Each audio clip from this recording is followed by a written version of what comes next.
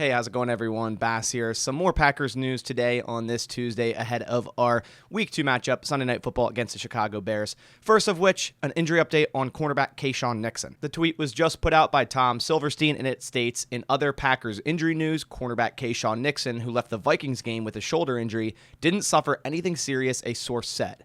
Nothing that would keep him out an extended period of time. So this is more good news on the injuries that occurred in this Minnesota Vikings game. We saw yesterday Quay Walker has the ability to possibly play this Sunday after leaving with a shoulder injury that we thought could be, more serious than it actually is. Chris Barnes left on a cart with an air cast on his right leg. We thought, at that point he's probably done for the season.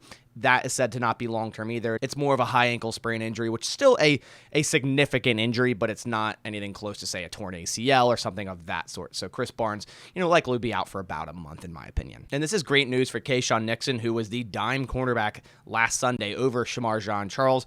We saw Shemar Jean-Charles was not active for the game, so they went with Keisean Nixon. Now, he did only come in for one snap, and it was on a crucial third down, and he actually made the first down saving tackle and made a really nice play. But on that tackle, it seemed like he hurt his arm and he, was in severe pain. It looked like walking over to the sideline. So really good news here that it isn't anything too significant and won't keep him out a significant amount of time. Likely Shemar Jean-Charles will now become that dime cornerback for however long Keisean Nixon is out. And Nixon actually was the highest PFF graded defender on the Packers. Now, like I said, it's just one snap, but funny enough, he did have a 78.5 grade just because of that one play. So it's clear the Packers really like him to make him their dime cornerback over someone like Shemar Jean-Charles, a draft pick from last year. So it will be important to get him back for defense and also special teams, of course. As for the second part of the news today, the Packers have promoted offensive lineman Caleb Jones, who was a preseason and camp star. A lot of people thought he should have made the 53 to begin. Now the Packers have promoted him. The tweet was put out by Ryan Wood here, and it states, "Can confirm Packers are promoting offensive lineman Caleb Jones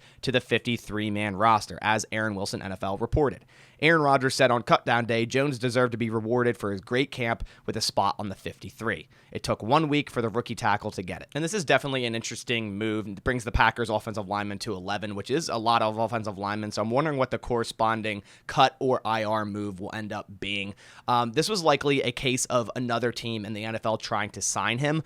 I don't think this is something to do with David Bakhtiari. I know a lot of people were saying, oh, well, is this because David Bakhtiari, maybe he had a setback and he's definitely not ready to go. Now they want to, back up left tackle behind Josh Nijman. I don't think that's the case because you can't protect practice squad players anymore, nor can you pay them more than the rest of them. They're at a fixed salary. So in my opinion, it was another team trying to sign Caleb Jones, and the Packers said, nope, that's not going to happen. Caleb Jones, welcome to the 53-man roster, because it's clear they like what they have in him. This dude is a monster. He had a really, really good preseason and training camp, and I agree with Aaron Rodgers. He deserved a spot on that 53-man roster. Undrafted free agent out of Indiana, I believe. The dude, like I said, I think he's the tallest, biggest Packer to ever be on the roster, so really excited for him. He kind of has a similar path setting up for him that Josh Nijman did, so who knows?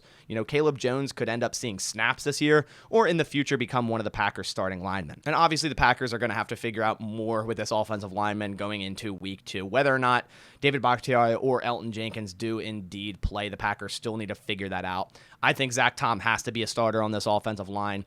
Jake Hansen, I think, had a good run blocking game, but was absolutely horrid in pass blocking. And as I've said week in and week out, I do not like that combination on the right side with Hansen and Newman. Something needs to change there.